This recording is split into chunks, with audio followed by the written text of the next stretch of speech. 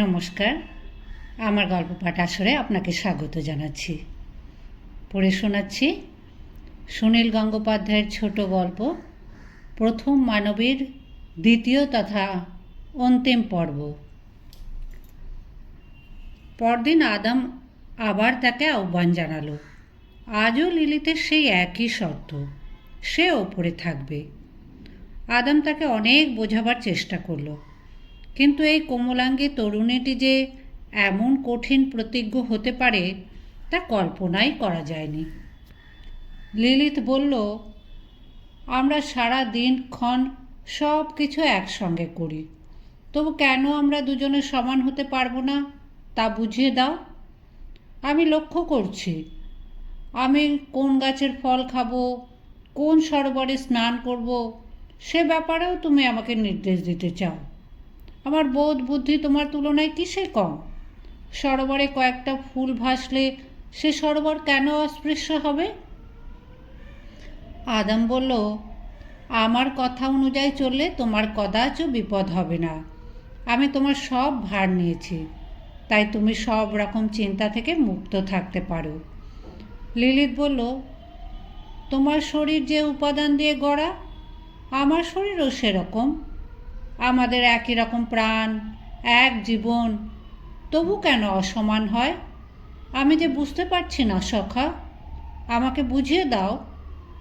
আদম বলল, তোমাকে এত কিছু চিন্তা করতে হবে না। তুমি তোমার কেশে দুটি পুষ্প গুঁজে নেবে, তাহলে তোমাকে আরও সুন্দর দেখাবে। লিলিত করুণ কণ্ঠে বলল, আমি সুন্দর হতে চাই না আদম। আমি তোমার সঙ্গে জীবনের প্রতিটি ব্যাপার সমানভাবে ভাগ করে নিতে চাই। আদম এবার ঈষৎ বিরক্তভাবে বলল, পুরুষ আর নারী কখনো সমান হতে পারে না। এটাই সৃষ্টিকর্তার নির্দেশ, তাকে অবহেলা করা যায়? লিলিত বলল, তুমি আগে একবার বলেছিলে প্রকৃতির নির্দেশ, এখন বলছো সৃষ্টিকর্তার নির্দেশ। তুমি কি করে এই নির্দেশ পাও? আমি কেন পাই না? আদম গম্ভীরভাবে বলল, চতুর্দিকে দৃষ্টিপাত করলে যে অভিজ্ঞতা হয় তা থেকেই এই নির্দেশ বোঝা যায়। সিংহ থেকে শশুক পর্যন্ত যে কোনো প্রাণীদের নিরীক্ষণ করো, সব শ্রেষ্ঠের মধ্যে পুরুষই প্রধান নয়, পুরুষ ওপরে, নারী নিচে। লিলিত বলল, পশু জগৎ কি জানি, সৃষ্টিকর্তা বলেছিলেন আমরা তাঁর শ্রেষ্ঠ সৃষ্টি। আদম বলল, যদি সব ব্যাপারে সমানই হতে হবে, তাহলে সৃষ্টিকর্তা পুরুষ আর নারীকে পৃথক রূপ দিয়ে সৃষ্টি করলেন কেন? আমাদের শরীরের গড়ন কি কিঞ্চিত পৃথক নয়? তুমি কি আমার তুলনায় কিঞ্চিত দুর্বল ও খর্ব নও? লিলিত বলল, তা ঠিক, হ্যাঁ ঠিকই তো, আমি এতটা বুঝতে পারিনি। তবে আর একটা কথা জিজ্ঞেস করব, রুষ্ট হইও না। আমাদের হৃদয়, আমাদের মস্তিষ্ক, তাও কি ছোট বড়? চিন্তা শক্তিতেও কি আমি তোমার চেয়ে ন্যূন? আদম বলল, বলেছি তো তোমাকে এসব চিন্তা করতে হবে না। দুজনেই কিছুক্ষণ চুপ। তারপর লিলিত আবার আদমের দেহ স্পর্শ করে কোমল কণ্ঠে বলল, থাক মিছে তর্ক সখা, একবার অন্তত আমরা বিপরীত বিহারের পরীক্ষা করে দেখি না, যদি তাতে উপভোগ আরও বেশি হয়। আদম বলল, এই কদিন আমরা যেভাবে মিলিত হয়েছি তাতে কি আমাদের উপভোগের চরম হয়নি? তুমি তৃপ্তির পূর্ণতা লাভ করনি? বলো বলো, তবে কেন এবং কিসের জন্য অন্য পরীক্ষা? আদম মুখ ফিরিয়ে রইল। লিলিত চলে গেল অন্যদিকে। এইভাবে কাটল কয়েকটি দিন। তারপর আবার এক মেঘাচ্ছন্ন দুপুরে মৃদুমন্দ বাতাস বইছে, পাখিরা ডাকছে পরস্পর মিলন কামনায়, ফুলেরা সৌরভ ছড়িয়ে আহ্বান জানাচ্ছে তাদের দ্বৈতদের। আদমও কামমোহিত হয়ে আলিঙ্গন করতে গেল লিলিতকে। সে আলিঙ্গনে ধরা দিয়ে লিলিত অনুনয় করে বলল, একবার বিপরীত বিহার হোক, অন্তত একবার। তুমি আমার এই ইচ্ছেটুকুর মূল্য দেবে না? এবারে ধৈর্যচ্যুতি হলো আদমের। ক্রোধে জ্বলে উঠে সে বলল, বারবার শুধু ওই এক কথা, আমাকে অপদস্থ করতে চাস? তুই নারী, তোর ইচ্ছে আবার কি? আমার সকল ইচ্ছে মেনে নেওয়াই তোর জীবনের সার্থকতা। আদম সবলে লিলিতকে ভূপাতিত করতে যেতেই লিলিত কোনো ক্রমে নিজেকে ছাড়িয়ে নিয়ে দৌড় দিল। পুরুষ ব্যাঘ্রের মতন তাকে তাড়া করে গেল আদম। উত্তেজনায়, দুরন্ত বাসনায়, ক্রোধে চিৎকার করতে লাগলো আদম। কিছুতেই ধরা দিচ্ছে না লিলিত। একটি সুবৃহৎ বৃক্ষের কাণ্ড প্রদক্ষিণ করে সে ঘুরছে, হাসছে সকৌতুকে। আদমের মুখে হাসি নেই, তার চক্ষু দুটি জ্বলন্ত। তার চিৎকারের সমস্ত কাননভূমি যেন কম্পিত। তখন অকস্মাৎ তিনটি প্রাণী সেখানে আবির্ভূত হলো। এদের আকৃতি প্রায় মানুষেরই মতন, আবার পক্ষীর মতন ডানাযুক্ত। আকাশচারী এই তিন প্রাণী সৃষ্টিকর্তার দূত। এদের নাম সেনয়, সানসেনয় এবং সেমন গেলফ। এই তিনজন লিলিতকে ঘিরে ফেলে প্রশ্ন করল, কী ব্যাপার, এই উদ্যানে এমন অশান্তি কেন?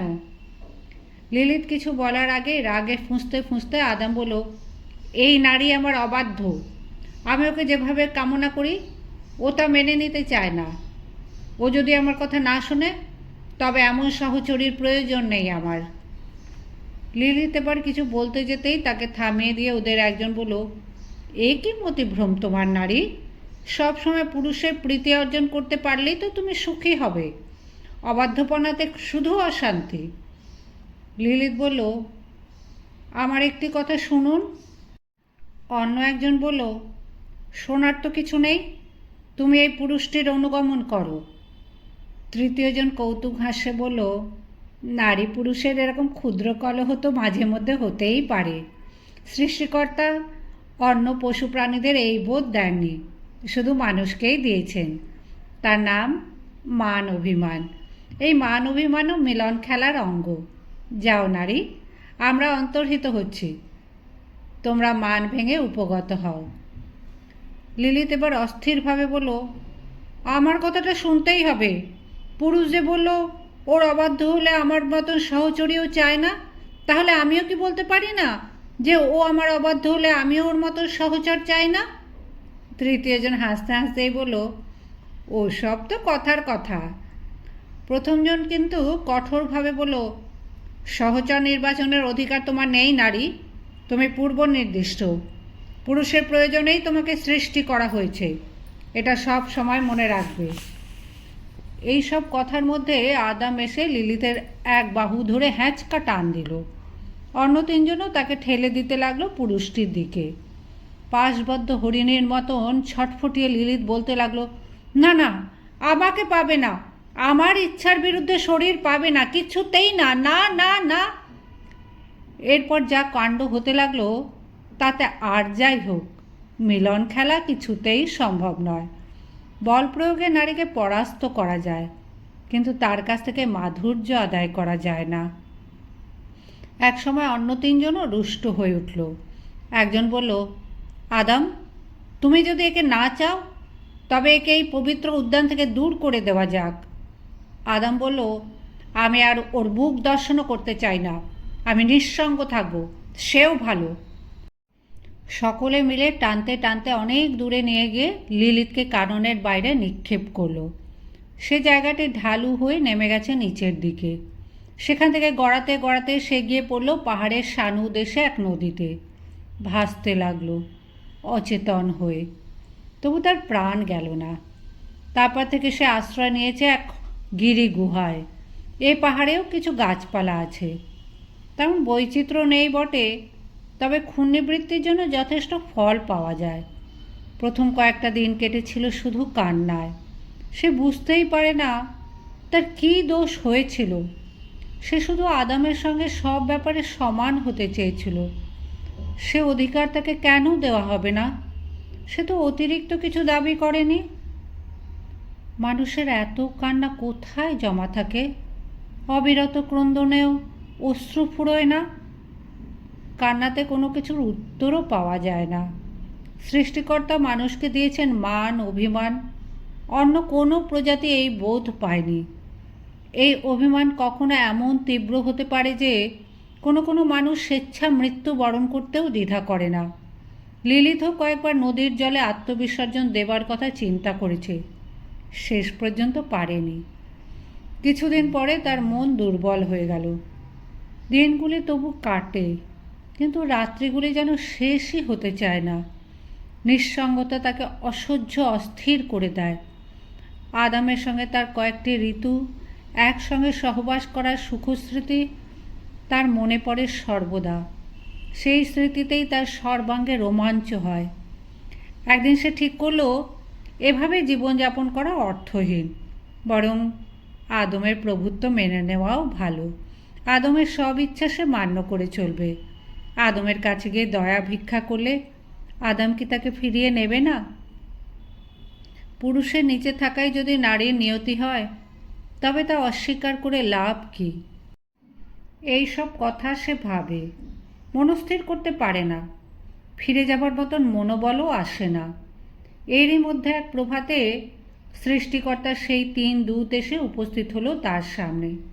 প্রথমজন সে নয় বলল, নারী, তোমাকে নির্বাসন দণ্ড দেওয়া হয়েছিল। সেই দণ্ড প্রত্যাহার করা যেতে পারে যদি তুমি পূর্ব শর্তগুলি মেনে নাও। দ্বিতীয়জন শানসে নয় বলল, তুমি আর চাপল্য দেখে পুরুষের সমান হতে চেয়েও না। তোমার আরও সুখের দিন আসন্ন। আদামের অনুগত হয়ে তুমি থাকবে সেই পবিত্র কাননে। তৃতীয়জন সেমন গেলফ কিছুটা কৌতুকের সুরে বলল, দেখো, কালে কালে পুরুষ নিজেই তোমার অনুগত হতে চাইবে, তুমি মুখে কিছু বলো না। লিলির তো সব শর্ত মেনে নিতে রাজি। এক মুহূর্ত বিলম্ব না করে সে ফিরে যেতে চায় এই কন্দর ছেড়ে। শুধু তার একটি আশঙ্কা আছে।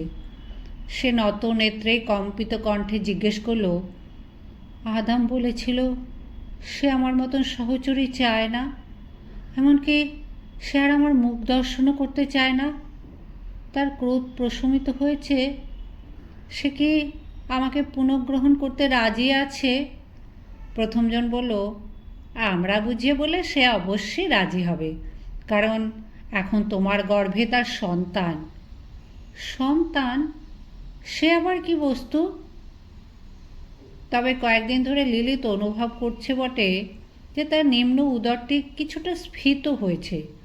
মাঝে মাঝে উদরের গভীরে কি যেন নড়াচড়া করে। আহত অভিমানে লিলিত বলল, আমার জন্য সে ব্যাকুল হয়নি? আমার গর্ভে কিছু একটা এসেছে বলেই সে আমাকে গ্রহণ করতে চায়? দ্বিতীয় দূত বলল, শোনো নারী, তোমার মধ্যে দিয়ে পুরুষ তার বংশ বিস্তার করবে বলেই তোমাকে সৃষ্টি করা হয়েছে। নইলে আদামের সঙ্গী হিসেবে তো আর একটি পুরুষকে নির্মাণ করা যেত। সৃষ্টিকর্তা তো নিজ হাতে বারবার মানব সৃষ্টি করতে পারেন না, সে ভার দেওয়া হয়েছে পুরুষকে। তুমি হবে ভবিষ্যৎ মানবদের গর্ভধারিণী। লিলিত বলল, আমি ধারণ করব? বেশ, কিন্তু কখন, কোন ঋতুতে আমার শরীর গ্রহণক্ষম হবে তা আমি ঠিক করতে পারবো না। আমারই তো শরীর। প্রথম দূত বলল, শরীর তোমার, তুমি আধার মাত্র, তোমার ইচ্ছা অনিচ্ছার কোনো প্রশ্নই উঠতে পারে না। আবার দপ জ্বলে উঠল লিলিথের তেজ। সে বলল, আমার বাসনার কোনো মূল্য দেওয়া হবে না। আমি চাই না অমন মিলন। আদামকে গিয়ে বলুন, আদাম নিজে এসে যদি আমাকে যাচনা করে তবেই আমি ফিরে যাব, নইলে আমার গিরিকন্দরই ভালো। এরপর কিছুক্ষণ ধরে 3 জন দূত নরম ও গরম ভাষায় লিলিথকে বোঝাবার চেষ্টা করল, কিন্তু অনড় হয়ে রইল লিলিথের জেদ। আদাম নিজে এসে তার মিলন ভিক্ষা না করলে সে এখান থেকে এক পাও নড়বে না। তখন প্রথম দূত আঙুল তুলে অভিশাপ দিল, তবে থাক তুই এখানে চিরনির্বাসিতা হয়ে, তোর গর্ভের সন্তানকে আমি ধ্বংস করে দিচ্ছি। পুরুষের বীর্যে আর তোর অধিকার রইল না, তুই আর কোনো দিন সন্তান পাবি না। সেই অভিশাপে প্রায় দগ্ধ হয়ে ভূপাতিত হয়ে রইল লিলিথ। গর্ভনষ্টে অসুস্থ হয়ে রইল দিনের পর দিন। তবু তার অদম্য প্রাণশক্তি, তার মৃত্যু হলো না। আবার শরীরের বল ও রূপ ফিরে পেয়ে সে সিদ্ধান্ত নিল আর তার সঙ্গীর প্রয়োজন নেই। সে পশু পাখি বৃক্ষ লতাপাতার সঙ্গেই বন্ধুত্ব করে নেবে। যদি আকাশকে আপন করে নেওয়া যায় তাহলে আর কোথাও কোনো শূন্যতা থাকে না। তবু মন যে মানতে চায় না, এক এক সময় বড় বেশি উতলা হয়ে ওঠে। জল যেমন জলের দিকে ধায়, তেমনি শরীর পেতে চায় আরেকটি শরীর। রতি অতৃপ্তির জন্য দীর্ঘশ্বাস পড়ে। এইভাবে আরও 2টি ঋতু পার করে দেওয়ার পর আজ সে আর নিজেকে সংযত রাখতে পারেনি। সারা রাত নিদ্রাহীনতার মধ্যে সে শুধু আদমের কথাই চিন্তা করেছে। সমস্ত শরীর মন আকুল হয়ে আছে সেই পুরুষটির জন্য। তাই ভোরের আলো ফোটার আগেই দীর্ঘ পথ পার হয়ে সে গোপনে প্রবেশ করেছে আদিম কাননে। সে শুধু একবার মাত্র আদমকে প্রশ্ন করবে, সখা, তুমি সত্যিই আমাকে আর চাও না? তুমি আমাকে ঘৃণা করো? যদি তাই হয় তাহলে আমি আর কখনো তোমার সম্মুখে আসব না। তোমাকে আর আমার মুখ দর্শন করতে হবে না। আমি চিরবিদায় নেব। আমাদের সেই মধুর দিনগুলি তোমার কাছে তুচ্ছ হয়ে গেছে। দূর থেকে একবার আদমকে দেখেও লিলিত তার নিকটে যেতে সাহস পেল না। যদি আদম রূঢ় বাক্যে তাকে প্রত্যাখ্যান করে তবে তা সে সইতে পারবে তো? বরং দূর থেকে যতক্ষণ পারা যায় আদমের জীবনযাত্রা লক্ষ্য করা ভালো। সে যদি আপন মনে কখনো লিলিতের নাম উচ্চারণ করে ফেলে, কিংবা যে যে স্থানে তাদের রতিশয্যা পাতা হয়েছিল সেই সব স্থানে যদি আদম একাকী গিয়ে শুয়ে থাকে, তবে হয়তো তার স্মৃতিকাতরতা বোঝা যাবে। ছায়ার মতন আদমকে অনুসরণ করতে লাগলো লিলিত। না, ঠিক ছায়া বলা যায় না, মাঝখানে দূরত্ব অনেকখানি। আর সেসব সব সময় নিজেকে আড়ালে রাখে, হাঁটে নিঃশব্দে। আদম কোথাও থেমে গেলে সেও কোনো বৃক্ষের নিচে অপেক্ষা করে। একবার আদম সেই শুষ্ক নদীর খাতের ধার দিয়ে গেল, যেখানে এক বর্ষণমুখর দিনে তাদের প্রথম মিলন হয়েছিল। আদম সেদিকে ভ্রুক্ষেপও করল না। লিলিত লক্ষ্য করল আদমের যেন কিছু কিছু পরিবর্তন হয়েছে এর মধ্যে। মাঝে মাঝে সে কণ্ঠে একটা সুর তুলছে গুনগুন করে। আগে এমন শোনা যায়নি। বৃক্ষলতাদের মধ্যে শুধু ফলবান বৃক্ষদের প্রতিই ছিল তার আকর্ষণ, তার প্রিয় নির্বাচিত ফল আহরণের জন্য। ফুলের প্রতি মনোযোগ দিত না। এখন সে স্নেহস্পর্শ দিচ্ছে ফুল্ল কুসুমকে, কোনো লতাকে জড়িয়ে দিচ্ছে বনস্পতির গায়ে। এক স্থলে একসঙ্গে অনেক ফুল ফুটে আছে, সেসব ছিঁড়ে নিয়ে আদম বসে পড়ল মাটিতে। তারপর গাঁথতে লাগলো মালা। লিলিতের বেশ কৌতুক বোধ হলো। যখন দুজনে একসঙ্গে ছিল তখন লিলিত কখনো কখনো মালা গেঁথেছে বটে, পড়েছে নিজের গলায়। আদমকেও পড়াতে গেছে, কিন্তু আদম স্বস্তি বোধ করেনি, ছিঁড়ে ফেলেছে একটুক্ষণ পরেই। আজ আদম মালা গাঁথছে নিজের কণ্ঠে ধারণ করার জন্য। তবে কি লিলিতের কথা মনে পড়ছে তার? এবার সে আদমের সামনে গিয়ে দাঁড়াতে পারে। তার দ্বিধা কাটার আগেই আদম মালাটি গেঁথে উঠে দাঁড়ালো। নিজের গলায় দিল না, মালাটি হাতে নিয়ে ছুটতে শুরু করলো। উচ্চ কণ্ঠে কি যেন একটা শব্দ বার করছে। লিলিতও তাল রক্ষা করে ছুটতে লাগলো সেই দিকে। একটুক্ষণ পরেই সে থমকে দাঁড়ালো। হঠাৎ যেন শ্বাস বন্ধ হয়ে গেল তার। আরেকটি নারী। আদম ছাড়া এই উদ্যান জনশূন্য বলে ধরেই নিয়েছিল সে। তা তো নয়, এর মধ্যে আদমের একটি সঙ্গিনী এসে গেছে। সৃষ্টিকর্তা গড়ে দিয়েছেন আরেকটি নারী। সৃষ্টিকর্তাও লিলিথের সব অধিকার প্রত্যাহার করে নিয়েছেন। অপর নারীটিও প্রায় লিলিথেরই আদলের। শুধু সে লিলিথের মতন তীক্ষ্ণ নাসা নয়, চক্ষু দুটিতে ঘুম ঘুম ভাব। এছাড়া তার বক্ষের ডৌল, কোমরের খাঁজ ও নিতম্বের গড়ন একেবারে নিখুঁত। সে নারীটি কয়েকটি বড় বড় গাছের পাতার উপর কিছু ফলমূলের আবরণ ত্বক ছাড়িয়ে রাখছে। আদমকে দেখে সহাস্যে সম্ভাষণ জানালো। আদম সেখানে বসে পড়ে মালাটি পরিয়ে দিল নারীটির কণ্ঠে।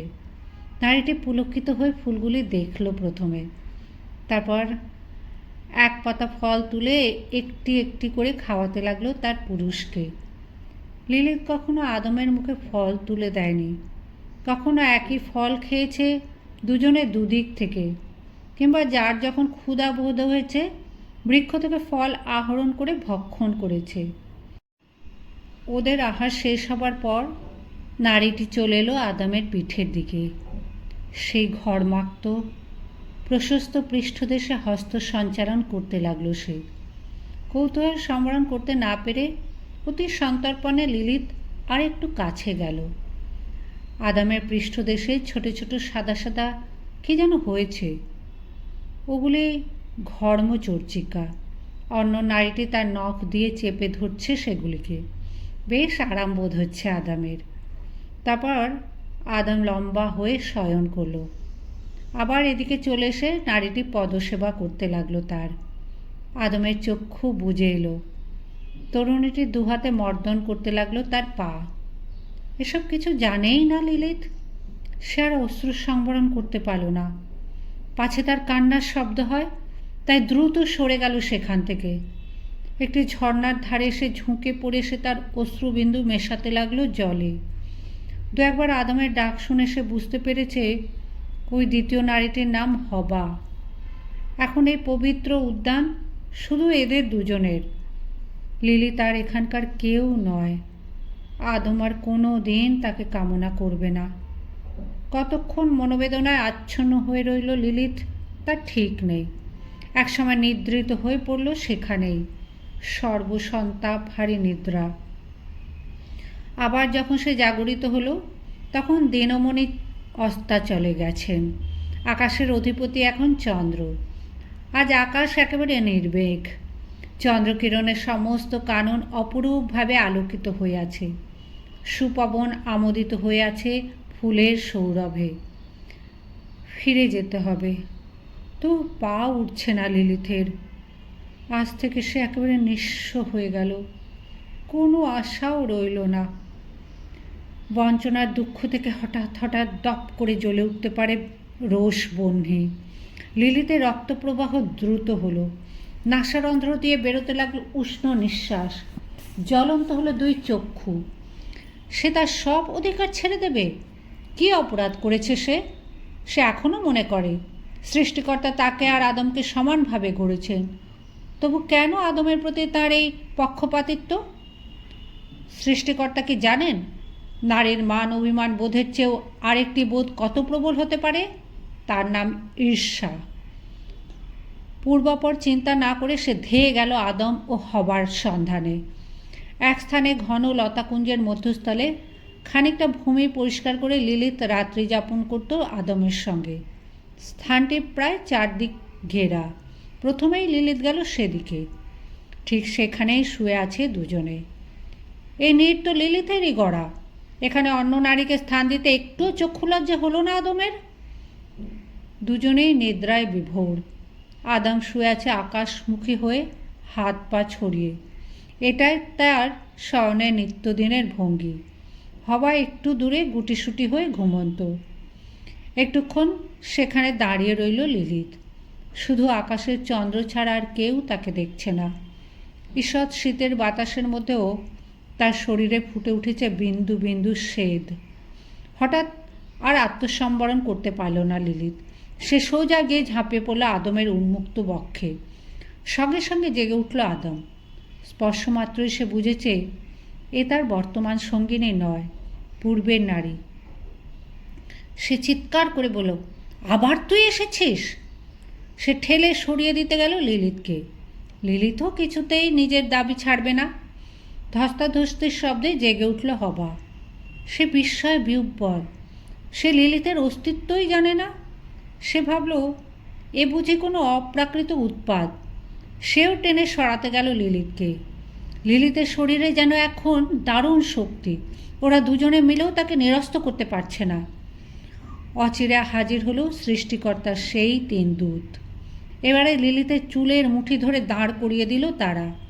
আর শুধু ভৎসনা বা কটুবাক্য নয়, নির্মমভাবে প্রহার করতে করতে নিয়ে চলল এই নারীকে। রক্তাক্ত হয়ে গেল লিলিতের সর্বাঙ্গ। এক ঘৃণ্য প্রাণীর মতন কানন প্রান্তে তাকে ছুঁড়ে দিয়ে সেই দূতত্রয় বলল, এই শেষবার, আবার এখানে এলে তোর মৃত্যুদণ্ড অনিবার্য। অত প্রহার সত্ত্বেও লিলিথও ভয় পায়নি, তার ক্রোধও কমেনি। প্রতিশোধ স্পৃহায় তার রক্ত এখনও ফুটন্ত। গুহার দিকে যেতে যেতে সে একটি বৃক্ষের নিচে একটি বিচিত্র প্রাণীকে দেখতে পেল। এসেই স্থূলকায় সর্পটি, খোলস এখনও লেগে আছে। তার থেকে বেরিয়ে এসেছে একটি প্রায় মনুষ্যাকৃতি মুখ, তার মস্তকে দুটি ছোট শৃঙ্গ। মনুষ্য ভাষায় সে বলল, দাঁড়াও লিলিত, তুমি আমাকে চিনতে পারোনি। তোমার সৃষ্টিকর্তার চেয়ে আমি কিছু কম শক্তিশালী নই। আমার নাম ইবলিস, তুমি আমার সঙ্গিনী হও। আমরা দুজনে মিলে তোমার সৃষ্টিকর্তার এই অবিচারের প্রতিশোধ নেব। লিলিত তার সৃষ্টিকর্তাকে দেখেছে। সে ছিল আদমের মতন সুপুরুষের মিলন সঙ্গিনী। সে এখন এই কদাকার প্রাণীটির সঙ্গিনী হবে? তার ঘৃণা বোধ হলো। প্রতিশোধ নিতে হলে সে একাই নেবে। সে সদর্পে বলল, তুমি দূর হও। লিলিত ফিরে চলল তার গুহার দিকে। সে ঠিক করেছে সে আর কখনো কাঁদবে না। আহত বাঘিনীর মতো সে চাটতে লাগলো নিজের শরীরের ক্ষতস্থানগুলি। সে রাত্রে বিস্ময়ে ও ভয়ে বড় বেশি আপ্লুত হয়ে পড়েছিল হবা। আদম অনেকক্ষণ ধরে নানা রকম সান্ত্বনা বাক্যে তাকে আশ্বস্ত করতে সমর্থ হলো। প্রকৃতির উপাদান নয়, হবাকে গড়া হয়েছে আদমেরই একটি পঞ্জর দিয়ে, তাই সে আদমের সঙ্গে একাত্ম। সে সব সময় আদমের কথা মান্য করে। আদম বারবার বলল, ওই হিংস্র রমণীটি আর কখনো আসবে না। সৃষ্টিকর্তার দূতরা নজর রাখবেন। ওই রমণী আবার এই কাননে পদপাত করলেই মৃত্যুমুখে পতিত হবে। তুমি আর চিন্তা করো না হবা, সব চিন্তার ভার আমার। কিন্তু কয়েকদিন পরেই ফিরে এলো লিলিত, দূতদের অগোচরে।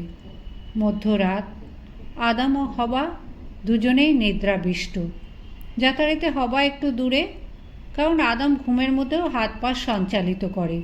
চিৎপাত হয়ে শয়ন করতেই ভালোবাসে সে। অকস্মাৎ আদম টের পেল তার বক্ষের ওপর কেউ এসে পড়েছে। চেনা স্পর্শ, অবশ্যই লিলিত।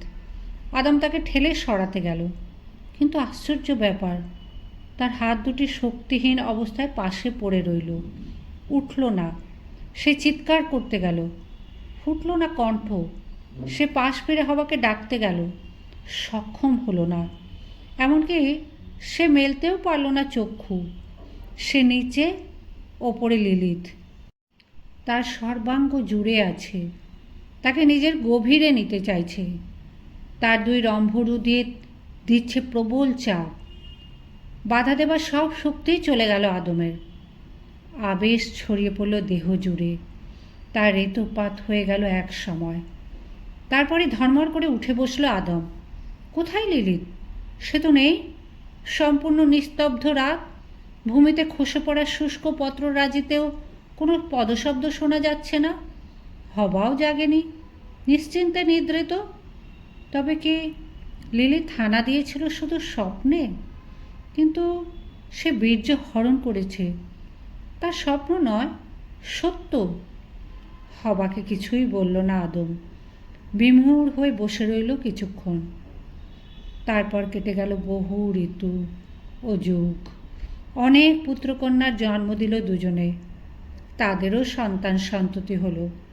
বৃদ্ধ হয়ে পিতামহ ও পিতামহী হিসেবে সুখ ভোগ করে একসময় আদম ও হবা বরণ করল মৃত্যু।